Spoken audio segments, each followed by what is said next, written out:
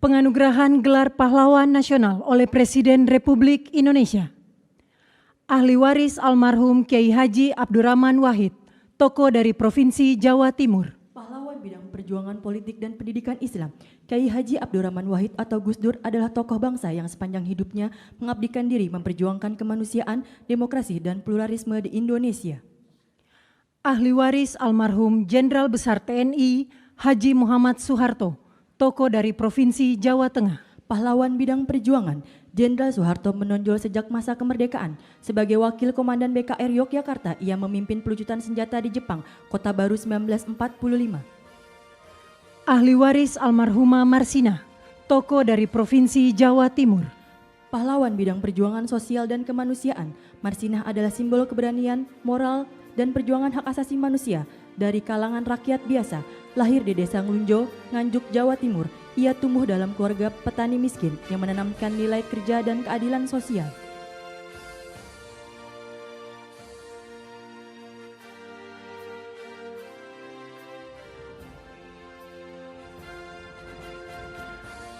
Ahli waris almarhum Profesor Dr. Mokhtar Kusumaatmadja, tokoh dari Provinsi Jawa Barat.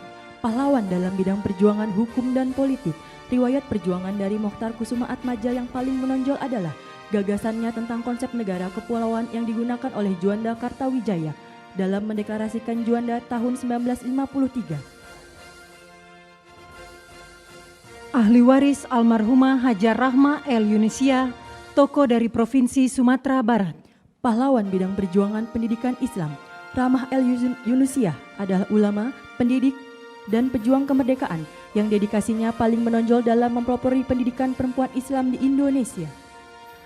Ahli waris almarhum Jenderal TNI Purnawirawan Sarwo Edi Wibowo, tokoh dari Provinsi Jawa Tengah. Pahlawan bidang perjuangan bersenjata, perjuangan militer Sarwo Edi dimulai sebagai komandan kompi dalam TKR selama periode Perang Kemerdekaan 1945 sampai dengan 1949.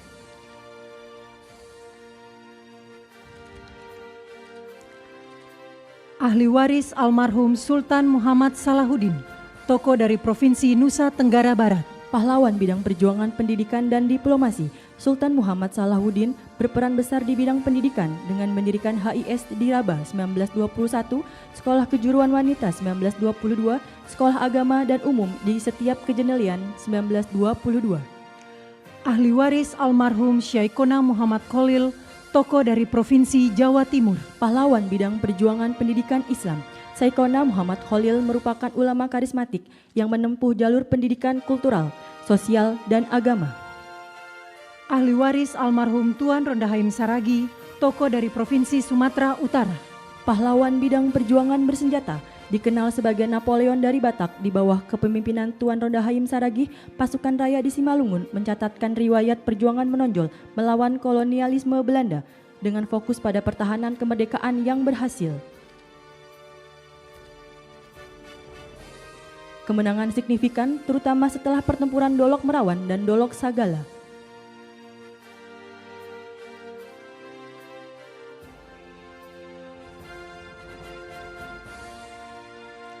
Ahli waris almarhum Zainal Abidin Syah, tokoh dari Provinsi Maluku Utara. Pahlawan bidang perjuangan politik dan diplomasi, Zainal Abidin Syah adalah Sultan Tidore ke-37 yang memimpin sejak tahun 1946 hingga wafatnya pada tahun 1967. Kepada yang terhormat Presiden Republik Indonesia. Jarang ya. Iya. Kami keluarga merasa bersyukur. Terima kasih kepada Allah Subhanahu wa taala. Terima kasih kepada Presiden Prabowo Subianto. Terima kasih kepada rakyat Indonesia. Tadi itu udah 3 kali Pak sebelumnya ditawarkan atau diajukan nama pahlawan di era Presiden SBY dan Jokowi dan saat ini Presiden Prabowo. Bagaimana Pak? Gagal sebelumnya Pak. Dan saat ini berhasil. Sebelumnya sempat gagal dan kali ini berhasil. Ya, nah itu kan mulai proses kita mengikuti aja. Pak Bambang, boleh komen banyak beberapa masih mengatakan Pak Soeharto. Ini tanya itu yang membantu Boleh komennya beberapa kritik mengenai Pak Soeharto menjadi pahlawan. Bagaimana? menanggapi kritik. Pro kontranya. Yang pro kontra kan masyarakat Indonesia itu kan macam-macam ya. Ada yang pro, ada yang kontra, itu wajar-wajar saja. Yang penting kan kita melihat apa yang telah dilakukan oleh bapak saya dari sejak muda sampai beliau wafat, itu semua perjuangannya untuk bangsa dan negara dan masyarakat Indonesia. Jadi boleh-boleh saja kontra, tapi juga jangan ekstrim gitu. Yang penting kita jaga persatuan dan kesatuan Indonesia. Jasa-jasa paling besar yang perlu diingat masyarakat menurut Bapak apa dari itu? Paling apa Mas? Jasa-jasa yang paling besar yang membuat jadi gelar pahlawan. Yang bisa melihatkan masyarakat sendiri ya, dan juga Presiden. Kedua kami tadi sudah sampaikan adik saya, terima kasih kepada Bapak Presiden dan kepada masyarakat Indonesia dan kepada seluruh yang telah mendukung lah, gitu. Untuk yang kontra yang belum mendukung juga, kami keluarga tidak merasa dendam atau kecewa atau bagaimana, karena memang kita kan negara ini kan kesatuan Indo banyak ininya ya, macam-macamnya. Monggo saja. Ya. Tadi sudah sampai. Terima kasih banyak atas urusan beliau dan memilih menentukan Bapak sebagai pahlawan nasional gitu ya. Dan beliau karena beliau mungkin tentara juga ya, jadi tahu apa yang telah dilakukan Bapak dari sejak dahulu kala. Tapi beliau juga menentukan itu melihat aspirasi dari masyarakat. Bu, pertanyaannya sama Bu tadi kan era Presiden Jokowi dan SBY ini sudah diajukan dan ini baru terlaksana. Kalau dari itu sendiri bagaimana tanggapannya? Ya nggak apa-apa.